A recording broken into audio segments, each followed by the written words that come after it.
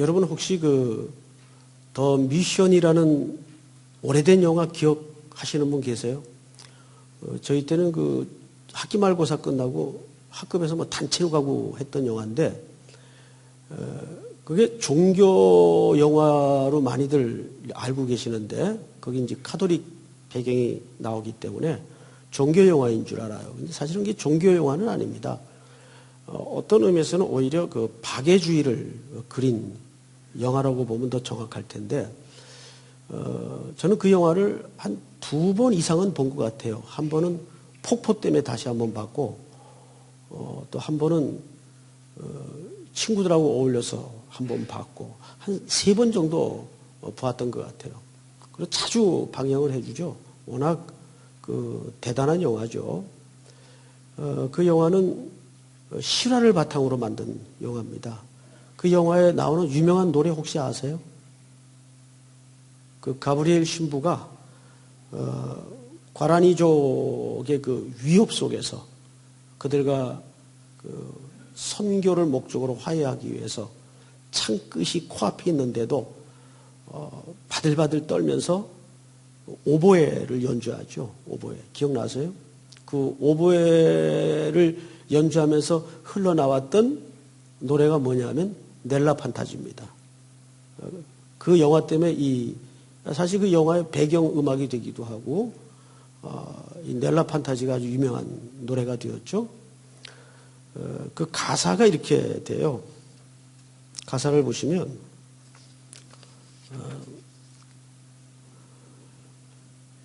나의 환상 속에서 난 올바른 세상이 보입니다. 물론 이제 번역을 한 거예요, 번역을. 그곳에선 누구나 평화롭고 정직하게 살아갑니다. 난 영혼이 늘 자유롭기를 꿈꿉니다. 저기 떠다니는 구름처럼요. 영혼 깊이 인간에 가득한 그곳. 유독 이 가사에서 인간애가 강조됩니다. 인간애. 나의 환상 속에서 난 밝은 세상이 보입니다. 그곳에는 밤에도 어둡지 않습니다. 난 영혼이 늘 자유롭기를 꿈꿉니다. 저기 떠다니는 구름처럼요. 나의 환상 속에서 따뜻한 바람이 붑니다. 그 바람은 친구처럼 도시로 불어옵니다. 난 영혼이 늘 자유롭기를 꿈꿉니다. 저기 떠다니는 구름처럼요. 영혼 깊이 인간에 가득한 그곳. 마지막 결론도 박애 정신을 강조합니다. 이 노래 속에. 그래서 어떤 사람은 이런 질문인데, 이 노래가 도대체 성가냐 아니면 일반 노래냐? 그럼 아무렴은 어때요? 성가든 일반 노래든. 문제는 이 노래가 박애주의를 굉장히 강조하고, 그 영화도 결국은 어떤 기독교 정신이나 카톨릭의 실체를 전하기 위한 선교를 목적으로 한 영화라기보다는 박애주의를 드러내고자 하는데 초점이 있다고 봐요. 근데 참 거기에서 영화를 보는 사람의 입장에서, 특별히 또 우리 기독교의 입장에서 아이러니한 장면이 하나 있습니다. 결국 스페인과 포르투갈 간의 전쟁에서 겪는 원시 부족의 슬픈 이야기인데, 실제 했던 역사인데, 마지막에는 포르투갈 군인들이 교회까지 쳐들어옵니다. 그때 이 가브리엘 신부가 맨몸으로 교인들과 맞섰죠. 그렇게 주고받는 대화 속에서 울부짖으면서 가브리엘 신부가 포르투갈 무자비한 군인들을 향해서 내뱉는 외마디 하나가 있어요. 우리는 인간이잖아. 인간이 이러면 안 되는 거 아니냐 하는 뜻이에요. 그래서 우리는 다 속기 쉽습니다. 인간이 꽤 괜찮은 존재일 거라고. 그렇지 않습니다.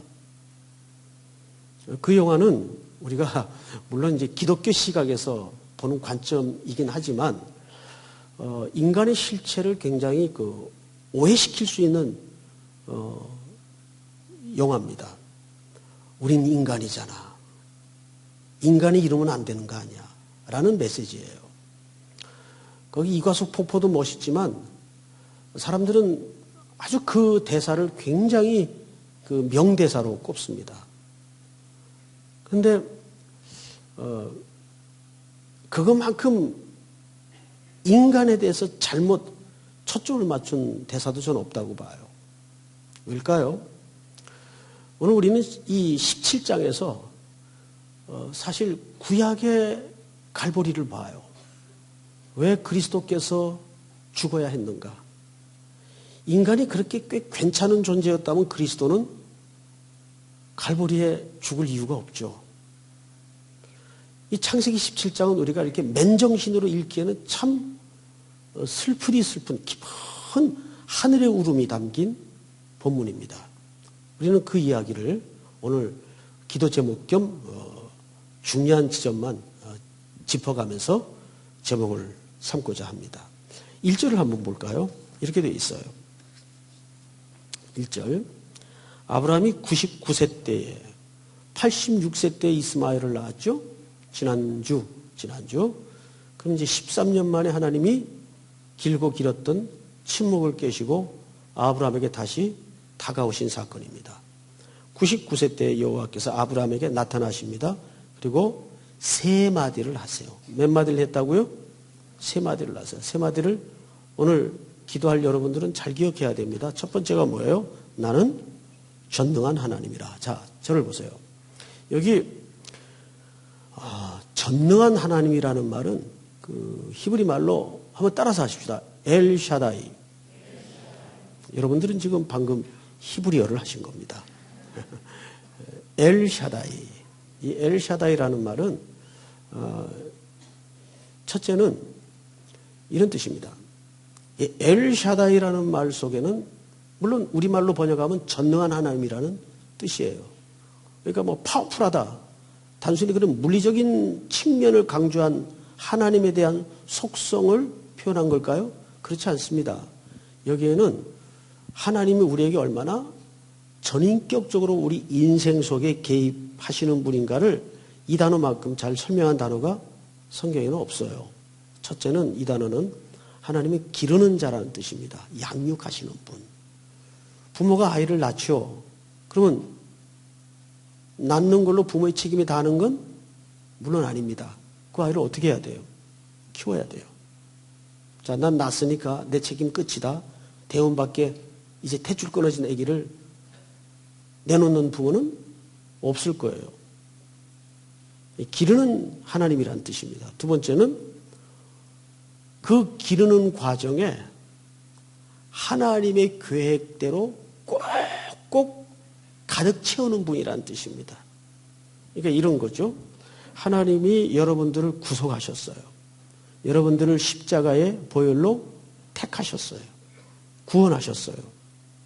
구원하셨으면 그냥 자비하신 마음에 여러분들을 건져냈다 그 뜻이 아니고 그 구원 속에는 여러분 각자를 향하신 하나님의 충만한 뭐가 있다는 뜻이에요? 계획이 있다는 뜻이에요. 그래서 우리를 양육한다는 말은 그 하나님의 계획이 빼곡하게 채워진다는 뜻이에요. 수많은 시간과 역사와 인간관계를 통해서 이 땅의 물질 세계의 들이킴을 통해서 하나님이 우리를 향하신 어떤 계획을 빼곡하게 어떻게 하신다고요? 채워가시는 하나님이라는 뜻입니다. 어떤 때는 그것이 슬픔으로 다가올 수 있고 어떤 때는 누구에게도 설명할 수 없는 희열과 기쁨으로 다가올 수도 있고 어떤 때는 깊은 상실감으로 다가올 수도 있어요. 그러나 그 수많은 인간이 겪어내야만 했던 희노애락이 전부 누구의 채우심이에요? 예, 그렇습니다. 하나님의 채우심이에요.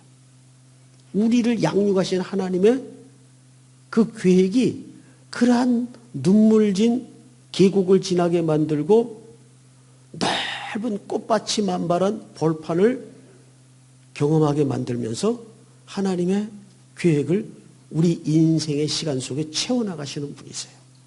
그리고 세 번째, 이 전능하신 엘샤다이라는 말 속에는 이런 뜻이 있습니다. 능력을 주시는 하나님이라는 뜻이 있습니다. 자, 엘샤다이라는 말 자체가 하나님의 전능하심을 소개하고 있어요. 그런데 그 속에서 우리에게 뭘 주시는 의미가 있다고요? 능력을 주시는 의미가 있다고요. 이게 뭘까요? 그래서 우리가 하나님이 우리에게 능력을 준다 그러면 굉장히 그 한쪽으로만 생각하는 그 고정된 편견이 있어요. 그래서 람보식 어떤 능력을 기대하죠. 그렇지 않아요. 바울도 빌립보서에서 증언해 내기를 감옥에서 유명한 남긴 성경 구절이 하나 있죠. 내게 능력 주시는 자 안에서 내가 모든 걸 할 수 있다. 그 말은 무슨 맥락 속에 한 겁니까? 감옥에서 빈궁에도 처하고 고난에도 처하고 묶인 가운데서도 하나님의 뜻을 드러낼 수 있다. 그 얘기를 하는 겁니다. 그래서 능력을 주시는 하나님이라는 말은 우리가 이해하고 기대하는 그런 편견의 개념이 아니에요. 매우 심오하고도 복합적인 개념입니다. 자, 엘샤다이라는 말은 첫째, 뭐 하시는 하나님? 기르시는 하나님. 두 번째는 그 과정에서 하나님의 계획을 채워가시는 하나님. 그리고 마지막에는 뭘 주시는 하나님? 능력을 주시는 하나님이라는 뜻이에요. 이 엘샤다이 하나님을 믿습니까? 그런데 이 얘기를 하게 된 타이밍이에요, 타이밍. 지금 이거 하나님께서 아브라함에게 언제 하는 겁니까? 그 타이밍이 지금 어때요? 절묘하죠. 아브라함이 하나님의 시간을 기다리지 못하고 뭔가 이대로 있다가는 자기 집 대도 끊기겠고 하나님의 계획에도 차질이 있겠다는 무슨 생각을 했다고요? 기특한 생각을 했다고요. 그래서 기다리지 못한 거예요. 그래서 칼빈은 신앙은 무슨 싸움이라고요? 기다림의 싸움이라고 그랬어요. 기다림의 싸움. 근데 우리가 왜 못 기다릴까요? 그것은 전적으로 하나님에 대한 신뢰 문제입니다. 하나님에 대한 신뢰 문제가 흔들릴 때 우리는 못 기다리는 거예요. 정말 복음의 역사야말로 기다리는 싸움이에요. 예수 그리스도가 오시리라 약속한 것도 무슨 싸움이었어요? 온 인류의 기다리는 싸움이었어요. 그리고 갈라디아 4장 4절에 바울이 뭐라 그랬죠? 때가 어떻게 하면? 그 참회라는 말이 무슨 뜻이에요? 충만이라는 뜻이에요. 채워짐에. 하나님의 시간이 채워짐에. 이 시간을 기다리는 거예요. 바로 그것에 실패했어요. 아브라함이. 그 아브라함에게 하나님은 긴 침묵을 깨고 들어오셔서 나는 전능한 하나님이라. 이게 첫 마디예요. 그리고 이제 두 번째. 내 앞에서 뭐 하라? 내 앞에서 뭐라 그랬어요? 내 앞에서 행하여. 사랑하는 성도 여러분, 행한다는 말이 무슨 말일까요? 이 말은 누구 앞에서? 그럼 잘 보세요. 이 포지션을 잘 보세요. 내가 늘 누구 앞에 있어야 돼요? 아이들이 걸음마를 배우는 아기들이 누구 앞에 있을 때 안전하죠? 부모 앞에 있을 때 안전해요. 부모 뒤에 처지면 이게 사고가 나도 몰라요. 그리고 사고가 나죠. 사고가 납니다. 그래서 항상 지혜로운 부모는 아이를 앞에 둬요. 이 말은 내 앞에서 행하라는 말은 내 앞에서 걸어가라 그 뜻이에요. 그러니까 누구의 시선을 떠나지 말라는 겁니까? 예, 하나님의 시선을 떠나지 말며 하나님의 시선 앞에 있어라 그 뜻이에요. 애들 언제 사고 치죠? 시선에서 벗어날 때. 항상 딴짓하고 있어요. 그래서 조금 머리를 쓰는 애들이 늘 교실 책상 자리 잡는 거 보면 기둥 뒤쪽에 선생님 시선이 직격으로 안 보이는데 이런데 책상 틀어박아 놓고 엉뚱한 책을 보거나 딴짓을 해요. 이 정확한 개념은 위치 문제입니다. 너는 항상 내 앞에서 걸어가라. 그리고 세 번째, 뭐 하라고요? 온전하라. 자, 온전할 수 있는 사람. 저밖에 손든 사람이 없네요. 예, 저는 온전할 수 있어요. 야, 이제 송 목사 갈 때까지 갔구나. 어떻게 온전할 수 있을까요? 온전한 것은 우리처럼 퍼펙트 개념이 아니에요. 성경에서 행하여 온전하라는 말은 우리가 약하면 약한 대로 뭐라고요? 그리스도 안에 들어가는 겁니다. 그게 온전해지는 거예요. 둘째 아들이 언제 온전해지죠? 아버지 집에 들어갈 때 온전해지잖아요. 그 아버지의 것이 다 자기의 것이 되는 소유 개념뿐만 아니라 그제서야 아버지와 관계가 회복이 돼요. 온전이라는 개념은 행위적인 율법적인 그런 퍼펙트 하라는 그런 개념이 아니에요. 못나면 못난 대로. 약하면 약한 대로. 그게 온전해지는 거예요. 여기서 행하여 완전하라는 말은 퍼펙트하라는 말이 아니에요. 그럴 수도 없어요. 어떤 인생이든지. 아브라함이 약함이 많은 사람 아니에요. 그러면 그가 온전해질 수 있는 방법은 하나님 안에 묶이면 돼요. 그런데 자기 꾀를 가지고 자기 수단으로 엉뚱한 짓을 지금 해놨어요. 그런데 그 앞서 16장 앞서 15장에서 하나님과 아브라함 사이에 뭐가 있었어요? 계약이 있었어요. 고기를 쪼개놓고 횃불을 지나가게 하죠. 이 말은 무슨 뜻이라고요? 이 약속을 어기면 너든지 나든지 깨는 사람이 죽는다. 그 법대로면 지금 누구 죽어야 되죠? 아브라함이 죽어야죠. 그래서 아브라함은 죽어야 돼요. 그 어떻게 죽입니까?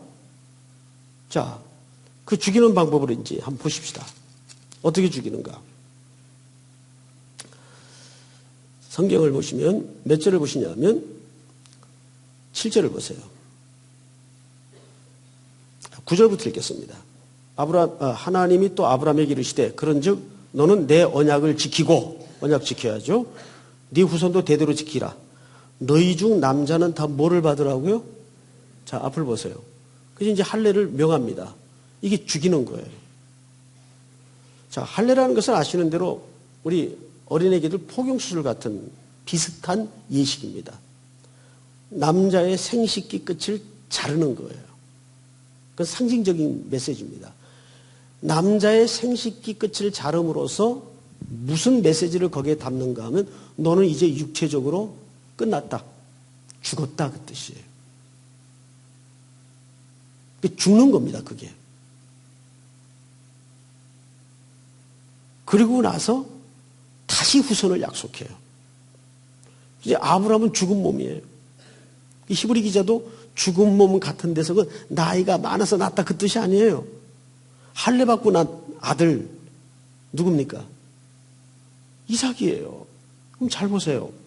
성경 어디에도 이삭을 아브라함의 자손이라고 하지 않아요. 약속의 자손이라고 그래요. 왜? 그 이삭을 통해서 그리스도가 오시잖아요. 여러분, 할례는 우리 신앙인의 신앙의 기초에 얼마나 중요한가 하면 이것이 오실 그리스도가 약속을 어기고 죽을 수밖에 없는 죄인들을 위해서 대신 죽는다는 메시지가 우리 몸에 흔적으로 남는 거예요. 자, 그래서 우리가 성경 한 몇 구절만 제가 읽어드릴 테니까 이 자막을 미처 준비 못했는데 그냥 들으십시오. 로마서 2장의 이야기입니다. 무릇 표면적 유대인이 유대인이 아니요. 표면적 유대인이라는 것은 몸에 할례의 흔적이 있는 사람, 유대인이 아니요. 표면적 육신의 할례가 아니니라. 오직 이면적 유대인이 유대인이며 할례는 마음에 할지니. 어디에 하라고요? 마음에 할지니 영에 있고 율법의 조문에 있지 아니한 것이라. 그 칭찬이 사람에게서가 아니요 다만 하나님에게니라. 그리고 빌립보서 3장 3절입니다. 오직 3장 3절 하나님의 성령으로 봉사하며 그리스도 예수로 자랑하고 육체를 신뢰하지 아니하는 우리가 곧 할례파라. 한 절만 더 읽어드릴게요. 골로새 2장입니다. 또 그 안에서 너희가 손으로 하지 아니한 할례를 받았으니 곧 육의 몸을 벗는 것이요 그리스도의 할례니라. 여기서 그리스도 할례가 뭐예요? 십자가에 죽으신 거예요. 육의 몸을 벗는 게 뭐예요? 죽은 걸 얘기하는 거 아니에요. 그러니까 할례라는 말은 죽었다 그 뜻이에요. 아브라함은 육체적으로 죽었어요. 그리고 나서 이삭을 주십니다. 그런데 이삭을 주는 과정에서 이삭의 아내 사레가 웃어요. 자, 그 웃음의 의미를 한번 볼까요? 15절을 보세요. 15절부터 17절까지 석절을 전체가 합창합니다. 시작. 하나님이 또 아브라함에게 이르시되 내 아내 사레는 이름을 사레라 하지 말고 사라라 하라. 내가 그에게 복을 주어 그가 내게 아들을 낳아주게 하며 내가 그에게 복을 주어 그를 여러 민족의 어머니가 되게 하리니 민족의 여러 왕이 그에게서 나리라. 아브라함이 엎드려 웃으며 마음속으로 이르되 100세 된 사람이 어찌 자식을 낳을까? 사라는 90세니 어찌 출산하리요 하고. 네. 이거를 아브라함이 온전히 받아들였습니까? 안 받아들였습니까? 안 받아들였어요.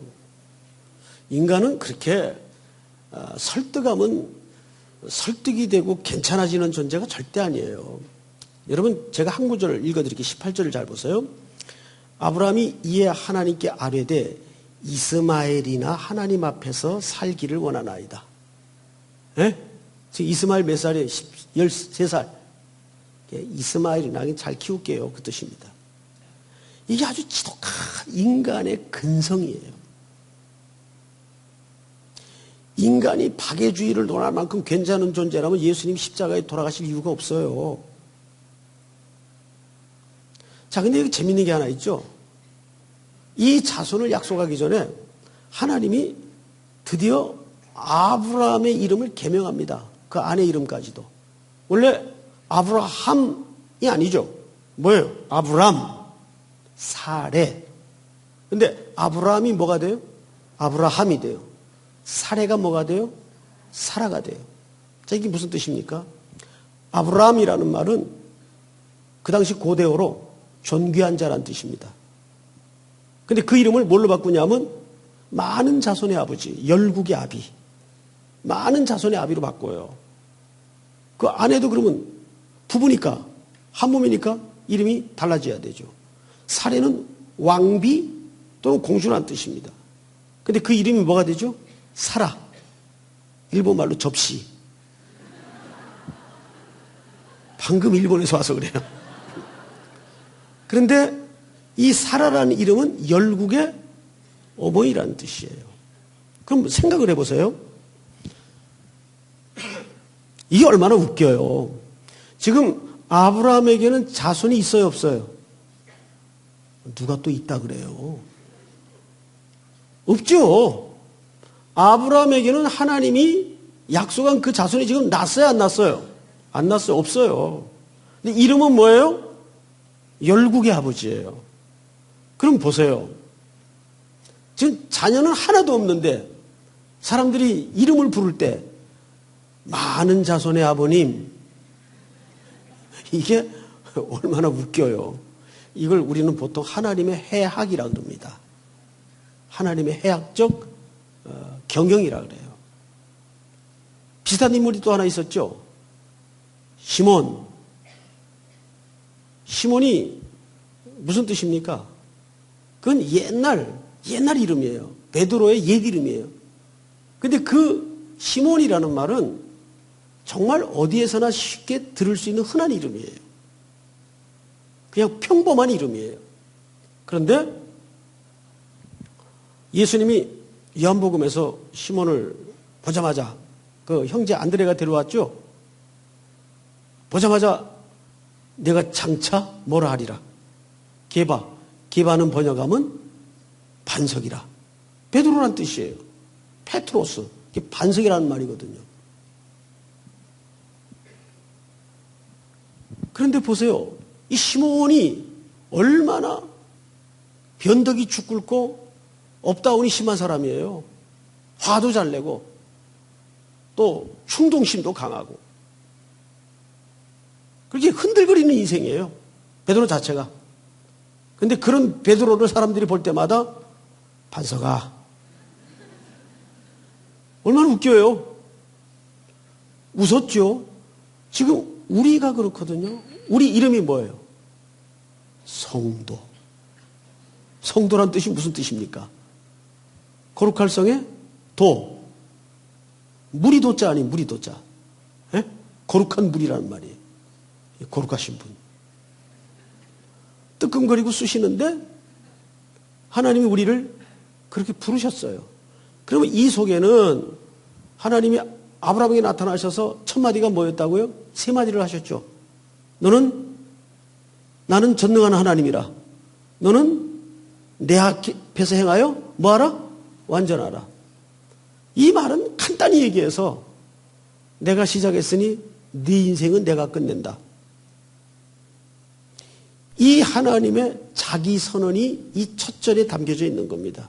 이제 그 과정을 아브라함을 불러서 하나하나 알아듣든 못 알아듣든 설득하든 안 하든 하나님은 그 그림을 단계적으로 보여주시는 겁니다. 그런데 아브라함이 믿어야 믿어요. 안 믿는다니까요. 안 믿어요.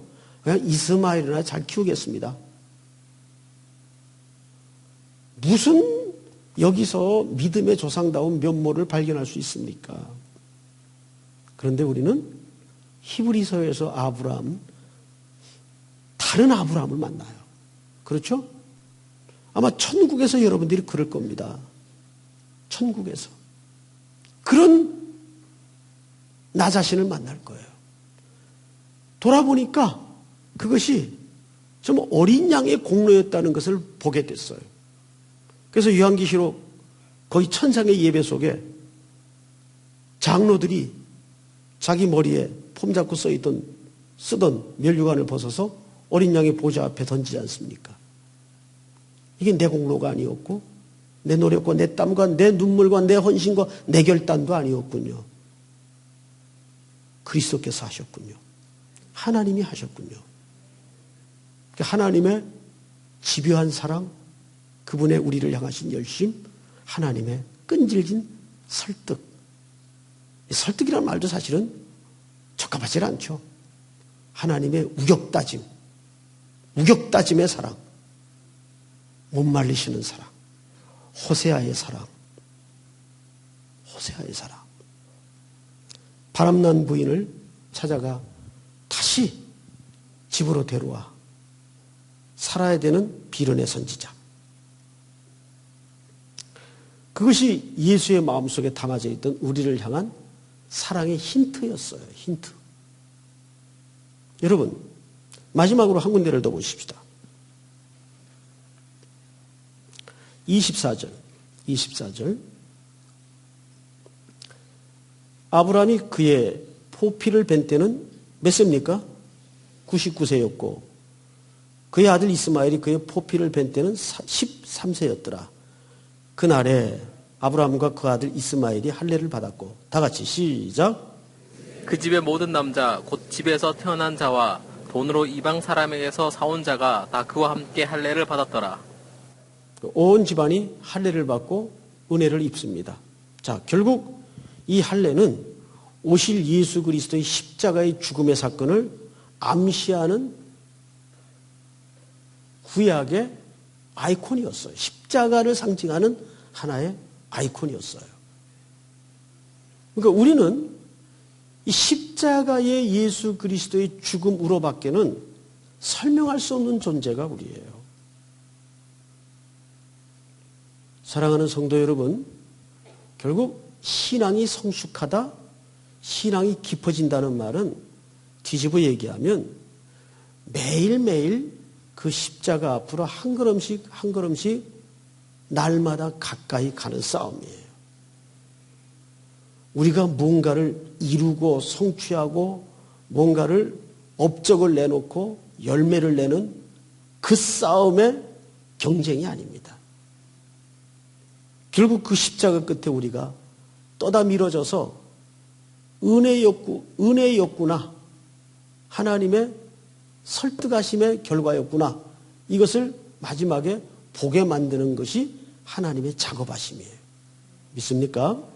이 말씀이 여러분들의 수많은 문제를 이 17장에다가 대입시켜서 결국은 그 모든 문제가 눈물진 사연이든 곤혹스러운 길고 길었던 문제이든 십자가 앞에 해석함을 받는 큰 은혜와 복이 있기를 주의 이름으로 축복합니다. 우리 찬양 하나 드리겠습니다. 우리 모든 능력과 모든 권세 못한 게 죄죠. 근데 성도들이 이렇게 기도 때마다 회개해야 될 죄의 근본적인 논리나 문제가 뭘까요? 그것은 오늘 주신 말씀처럼 그 마지막에 십자가로 결론 나지 않는 해답입니다. 그게 죄예요. 십자가로 해석되지 않을 때 우리는 그것을 회개해야 될 죄라고 말합니다. 오늘 이 밤에 우리가 가지고 나올 수많은 자기가 범했던 죄도 있고 잘못 생각했던 죄도 있고 행동에 관련된 죄도 있을 겁니다. 물론 그것도 죄입니다. 그러나 그거보다 정말 심각한 죄는, 회개해야 될 죄는 내가 아직 십자가를 왜 예수님이 나를 위해 도대체 거기 죽으셔야 했는가, 이것이 납득이 되지 않을 때 우린 그걸 죄라고 얘기합니다. 우린 그걸 교만이라고 얘기합니다. 오늘 이 밤에 우리가 공동의 제목을 놓고 부르짖고 기도하기 전 철저하게 하나님, 예수 그리스도께서 십자가에 죽으심으로 할례를 받으신 것처럼 그것이 오늘 내 영혼의 문제와 어떻게 맞닿아야 합니까? 또는 내가 붙들고 나온 그 문제와 이 십자가의 문제가 어떻게 맞닿아야 합니까? 여러분, 단순히 십자가는 나를 구원해준 이벤트적인 사건에 국한되거나 머물러서는 안 됩니다. 이 십자가의 은혜와 공로와 보혈은, 흘리신 주의 피는 날마다 내 모든 전체의 삶의 문제에 새로워져야 됩니다. 오늘 그 십자가를 다시 한번 바라보게 하여 주시옵소서. 예수 그리스도께서 나를 위해 죽으신 사건이 내 모든 인생의 전체의 문제와 맞닿는 밤이 될 수 있도록 도와주시옵소서. 먼저 철저하게 하나님 앞에 우리의 높아지고 우리의 험해졌던 마음들이 십자가 앞으로 모아지고 해석되어지는 은혜를 누리게 하여 주시옵소서. 우리 이 시간 먼저 회개의 기도를 드리십시다. 주여 한번 기도합니다. 주여!